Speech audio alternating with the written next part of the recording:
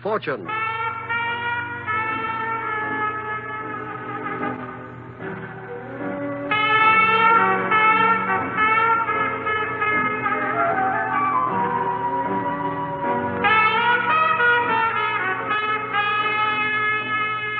NBC presents Frank Sinatra, starring as that footloose and fancy-free young gentleman, Rocky Fortune.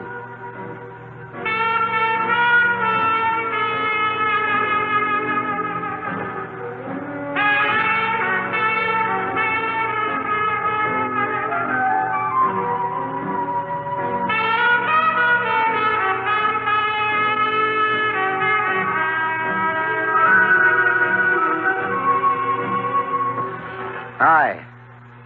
I don't know what it is about me and work that keeps the two of us from ever going steady Eddie, but sometimes I just get restless and I quit a job, and then again sometimes I get restless and I take one.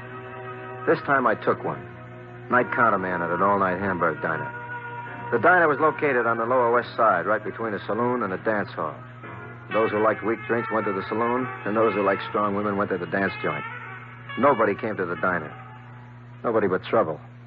Trouble was a 9-year-old cowboy with freckles and a shoebox under his arm, and it was around midnight on a miserable night when the door popped open and he popped in. How do you do? What'll it be, partner? One wimpy. Drown it. How's that? One wimpy. Drown it. A hamburger with ketchup. Oh, excuse me, kid. I'm still new at this job. I sling the hash, but not the lingo. Okay, one wimpy coming up. And drown it. Righto, we'll drown it. What's a kid like you doing out this late on a rainy night? I'm just coming back from a friend's house. What was it, an all-night pinochle game? How old are you anyway, son? 8? I'm 9. 9? Well, going on 9. Oh, pardon me. How about a glass of milk while you're waiting? Okay. You, got any money? See this shoebox? Yep. Know what's in it? Shoes? Money. $50,000. Yeah? Well, that's a nice, safe place to hide it, kid. Only you go around walking with that much dough in your shoes, and you're going to be 10 feet tall. Hey, here's your hamburger. Oh, thanks. You forgot to drown it. What? Ketchup. Oh, yeah, the ketchup here. Yeah, slow down. Take it. When did you eat last, anyway? This morning. Well, I guess you'll be wanting another burger, then. Mm-hmm. Coming up. Where do you live, kid? No place? You, wouldn't be on the lam, would you? Uh-uh. Running away from home? I guessed it. Things tough at school? Maybe your mom just doesn't understand you, huh? I got no mom. Oh. You got a pop? Yeah, I got a pop. What's his name? None of your business. Okay. You're a citizen. You don't have to answer. How about another milk? Where you headed? Boat. Any, special boat? One that's going far away. Your boats cost a lot of money. I got a whole shoebox full of money. Oh, sure, I forgot. That's right. You're loaded with loot. How much do I owe you? Forget it. I can pay you. Now, look, kid, it's a cold, wet night. This is a bad neighborhood. Why don't you go home and run away some other time? I can't go home. You just think you can. It don't help to run away, kid. I'm an expert.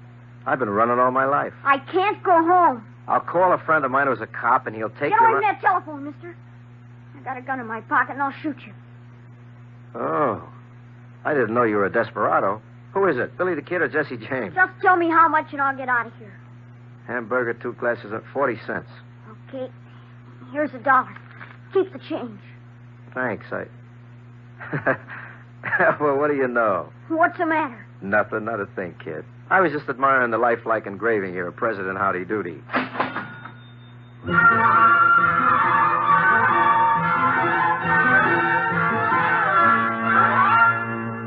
Yep, the kid had handed me a hunk of Howdy Doody money.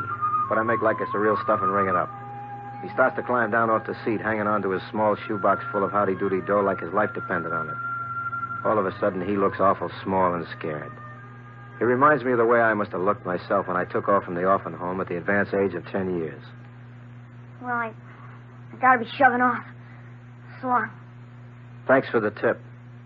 Oh, kid. Yeah? You know, if you got a long boat ride ahead of you, you ought to take some food along. Why don't you wait here a minute? I'll see if we got some donuts back in the kitchen. Well, okay, but no tricks. I got a gun in my pocket. Sure, no tricks. I'll be right back. Here, you can listen to the radio while I'm out.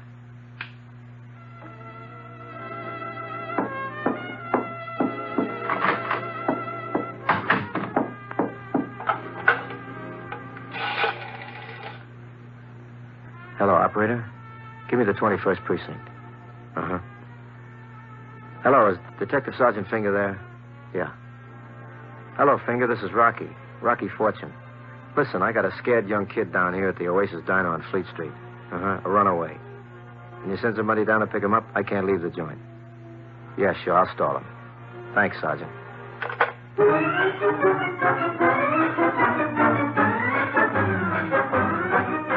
I hang up and go out front again. When I get there, Junior's disappeared. And in this place is a young dame about 22 with a figure like the before and after ads. Only she's after, if you know what I mean. When I get around to it, I see she's got a nice face, too. Pardon me. Pardon me? Well, you haven't done anything. I'd love to. What'll it be? Well, I'd like to ask you a question. I'd like to ask you one, too. Have you seen a little boy about 9? That isn't the question I had in mind, but it still goes. Have you seen one, honey? Please, I'm serious. So am I. There was a kid here a few minutes ago. Did you see him? No. Was he a little boy with freckles and reddish hair? That's the boy. A pocket-sized Arthur Godfrey. You a relative? I'm his aunt. Please, where did he go? I told you. He disappeared. Well, did he say where he was going? Out of Mongolia, I think. What's the story on him? Well, he ran away from his boarding school. He stopped at his father's house early this evening to get some things, and then he just disappeared. How did you track him down here? Well, I located a taxi driver who dropped him off at the corner. Since this is the only place open at this hour, I thought you might have seen him.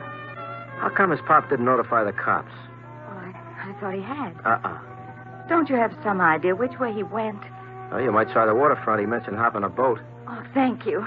Say, it's no neighborhood for a pretty girl alone. I can take care of myself, Mr. Fortune. Call me Rocky. Mr. Fortune. If you wait till I close up, I'll... Good night. I'll nothing.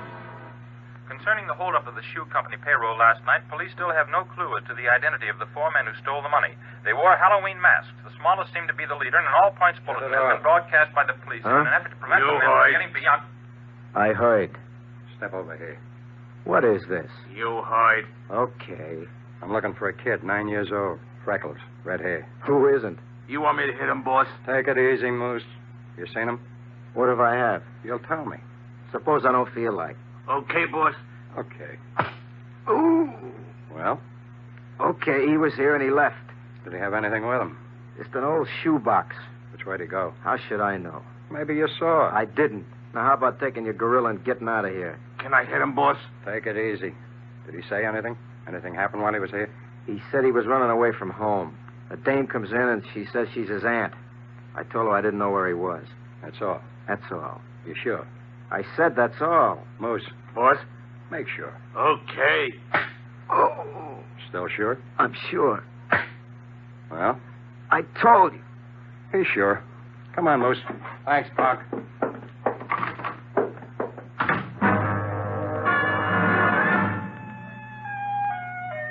My stomach feels like I've been kicked by an army mule, so I hang on to the counter till the blue wheels stop going around. Then I go behind the counter to clean up for the night.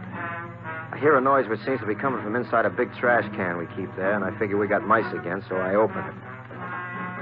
And the mice is a small boy with a shoebox and a face full of half-eaten custard pie. Okay, kid, come out of the pail. They gone? You been in there all that time? I hid her when I heard someone coming. Did you hear those 2 hoods? Uh-huh. You want to tell me why those roughnecks were after you? Well, the big one, Moose, he's a hired muscle. Muscle? You know, a gunman, a fiddler. The little one, he's Perry Brock. Brock? Yeah, he's one of the old Murder Consolidated boys, isn't he? Uh-huh. Now you know why I don't want to go home? I don't follow, son. What's Perry Brock to you? My father. Oh, you got a lot of trouble. So you see, if you call the cops and they send me home, he'll just beat me up and send me back to the boarding school again. Yeah, I guess he would. So I better get going, mister. Call me Rocky. My name's Mickey. Hold it, Mick. Here comes the law. I'll duck out the back. You can get back in the garbage can. I'll get rid of him. Well, hiya, Sergeant. So where's the kid? The kid? Oh, yeah. Oh, the kid, he took off, vanished. You don't say. Just like that, poof. You couldn't call up the precinct and say, Sergeant Finger, don't bother walking over here on your tired feet on which you've been standing all day. The kid is gone. You couldn't do that, huh? Well, I tried to get you, but the line was busy. Here, have a cup of coffee and a hamburger. On the house. You trying to bribe an officer? Uh-huh. Make it a double hamburger with an onion. 2 double hamburgers and a pecan ring later, I get rid of Sergeant Finger to the mounted and get the kid out of the garbage can. He smells like an old gymnasium, but I can't figure anything else except to take him in a shoebox home with me, which I do. I let him soak for a few hours and put him in my bed while I make like G.I. Joe on the broadloom. About 10 minutes after I fall asleep, Mickey. Hey, Mickey. Let me alone. What is it, kid? What's the matter? Nothing. Just crying to irrigate the freckles, huh? Let me alone. I know how you must feel, Mick. Nobody knows how I feel. That's not true, kid. Lots of people get a raw deal from life. You take me. I was an orphan. I didn't even have a father to run away from. Maybe you're lucky. You don't get much love from a paid matron who has to divide it up among 150 lonely kids. Sounds like a boarding school. Yeah. Sometimes I used to lay in bed wanting to cry so bad I thought I'd bust wide open. That's how I feel sometimes. So I ran away, too, just like you. Only it didn't help. I was twice as lonely and there was nobody to cry to. I've been running all my life. Get restless, quit a job. Get restless, take a job. It adds up to a big fat goose egg. I don't care. I'm going to be tough. Sure, you live in the jungle, you gotta be tough. But running away, that ain't tough, kid.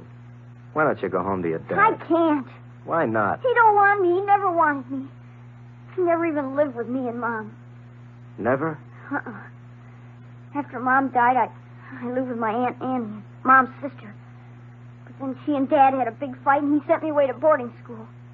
You like your aunt? Yeah, she's okay. Yeah, that's how she looked to me. Well, suppose we call her. No, Dad would just come and get me again. He ain't much good, Rocky. I hate to hear you say that, but I guess maybe you're right, kid. Let's get some sleep and we'll talk about it in the morning. Here, blow. Atta boy. Yeah, pull the cover over you. Good night, kid. Rocky? Mm-hmm. Could I stay with you, maybe? We could both be orphans together, huh? No, I'm afraid not, kid. I could get a job. I'm strong, honest. And I got plenty of money, enough for both of us. More than $50,000. I wouldn't be much trouble, Rocky, honest. We'll talk about it in the morning, huh? Let's get some sleep. Good night, Mickey. Good night, Rocky.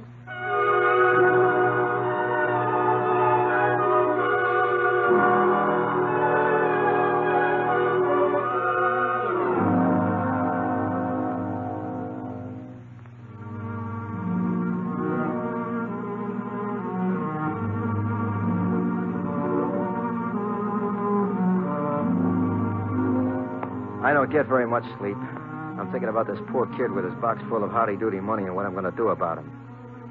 It's early in the morning when I quit trying to sleep and get up to make us some breakfast.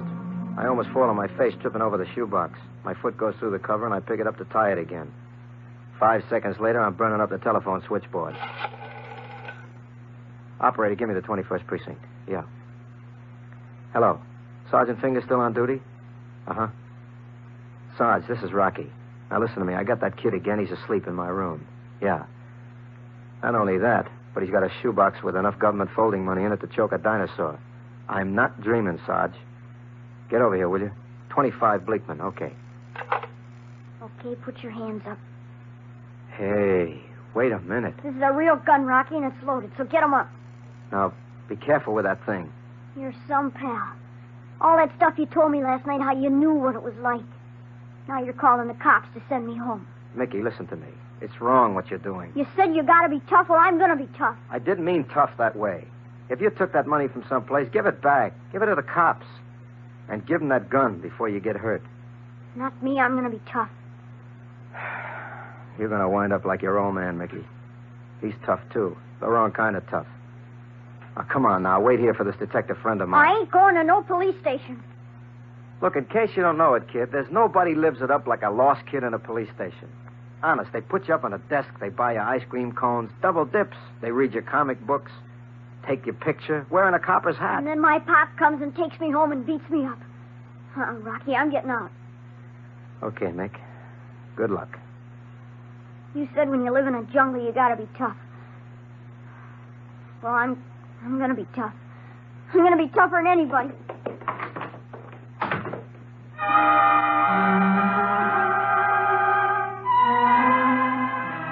I'm just beginning to wonder if little Mickey Brock hadn't held up a payroll wagon himself when the doorbell rings. It is my good friend Sergeant Finger, right on time. Okay, Fortune, where is he? Yeah, well, I'll tell you, Sarge, it's like this.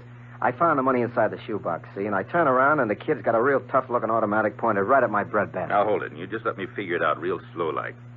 The kid ain't here, right? Right. And the box with the money in it, that's disappeared too, right? Right.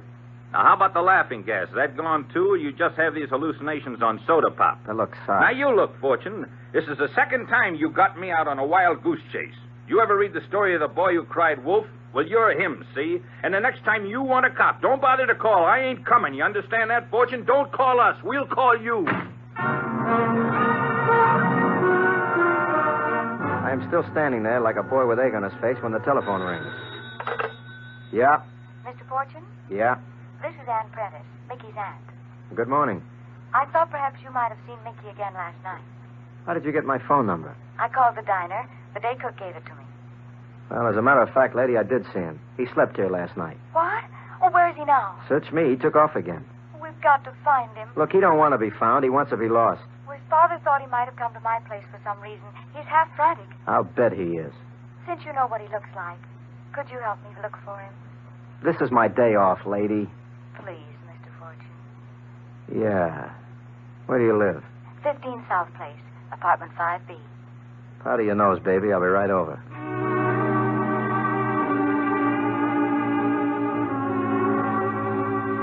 I invest 15 cents in the city subway system and then foot my way to South Place. Number 15 is a quiet apartment with a self-service elevator. I lean on the buzzer on 5B. No answer. I try the knob and the door swings open. I walk into a nicely furnished apartment smelling faintly of perfume. I'm about to call for Annie Pie when I hear a faint noise behind me and what feels like the muzzle of an .88 comes crashing down on my skull. Ooh.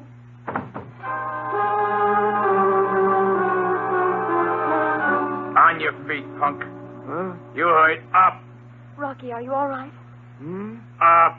Let him alone. Get up. Ooh-wee. Well, well, if it isn't Dick, the fun-loving rover boy. Should I hit him, boss? Restrain yourself, Moose. You always have your visitors greeted this way, Ann? They forced their way in a few minutes after I called you. Yeah, nice fellas. Flattery will get you no place, Fortune. Where's the boy? Here we go again. Ann tells me he stayed at your place last night. He couldn't get a hotel room. There's convention in town.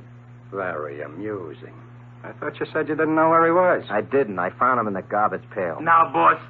You're a very funny man, Fortune. Moose, take him in the bedroom and work him over. Gladly. Get going, you. Oh, and Moose, Yeah? don't kill him.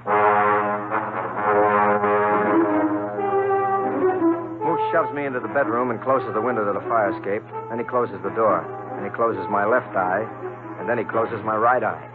I managed to get in a couple of wild punches of my own, but this guy's built like a Sherman tank. After a couple of sets, I'm beginning to feel like a lump of fresh dough in a French bakery. Moose measures me for a haymaker. And I do a pirouette, 3 tours jetés, and an arabesque, and then a swan dive for the carpet. I hug the rug for a minute, and I manage to get one eye partly open. I discover I am looking into another eye, and it is not my own. It belongs to a scared, freckled face which looks out at me from under the bed. In his hot little hand, the kid's got a gun which he's pushing at me. I take it and straighten up. Okay, Melonhead. One more. Hey. Hey. Get him up and shut up. Hey, where'd you get the rod? Never mind. Don't make a sound. Back up. Okay, take it easy with that cannon. Now turn around. I'll call your boss in here. Look, Fortune, Call him or I'll ventilate your head bone. Okay. Hey, boss. What? Step in a second, will you? Okay. Has our friend decided to talk yet? That's right, Brock. Get him up fast. I seem to have no choice. Get over there with Laughing Boy. Rocky, are you all right? Just fine, honey, just fine. Get some cord or something. We'll tie these monkeys up. Yeah. Just a minute, Ann. Shut up, Brock. Oh, no, Fortune. Boss, he means business. You're the biggest, dumbest moose in the United States. Maybe in the whole Western Hemisphere. Go get him. Boss. Don't move or I'll shoot. Fortune, you amuse me. You really are a funny man.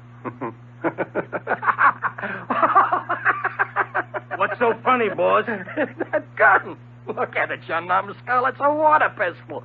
A plain, ordinary kid's water pistol. Go get him.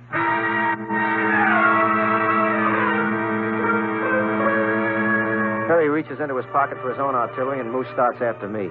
I pull the trigger, and sure enough, a stream of water shoots out. The kid has handed me a water pistol, and I'm too groggy to realize it. By the time the thing really sinks in, Moose has knocked it out of my hand, and Brock's got me covered. All right, Fortune. We fooled around long enough. I'm going to give you just about 1 second to tell me where the kid is. Turn blue. If you don't answer, I pull this trigger.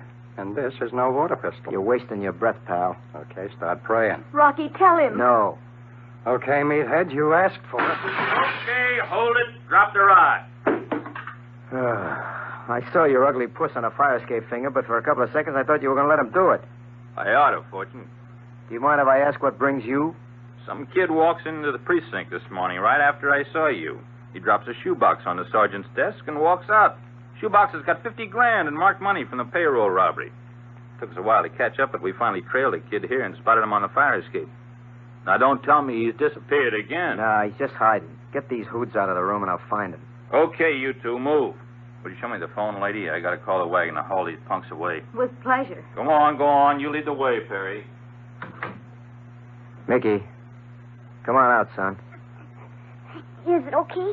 Yeah, it's okay. Your troubles are all over, kid. Your father's gone and he ain't coming back. I won't have to go home? Nope, from now on, this is your home. You're going to stay right here with your Aunt Ann. You mean I can't live with you? Look, kid, you don't know what a lucky stiff you are, getting to live with a lovely dish like... with an aunt like her. And don't worry, Bub, I'll be around. You will? Sure, every night, twice on Sundays. That is, if you think your aunt wouldn't mind. Oh, no, she'd like it. And so would Uncle Bill. Who? Uncle Bill. You mean she's married? Yeah, you heard. Uh-huh. I heard. Good night.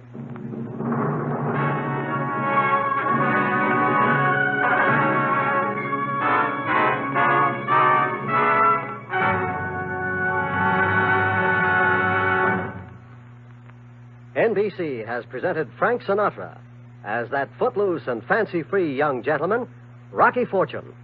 Others in tonight's cast included Richard Beals, Billy Janis, Eddie Fields, Frank Richards, and Barney Phillips.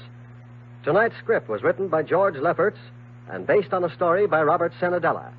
Andrew C. Love directed. Eddie King speaking. Now, to tell you about next week's adventure, here's Frank Sinatra as Rocky Fortune.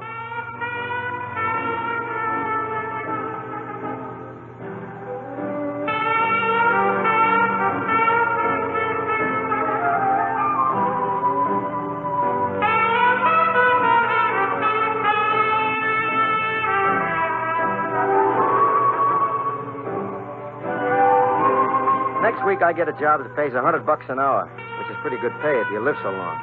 The trouble is, I almost don't. I'll tell you about it next week. See you around, huh?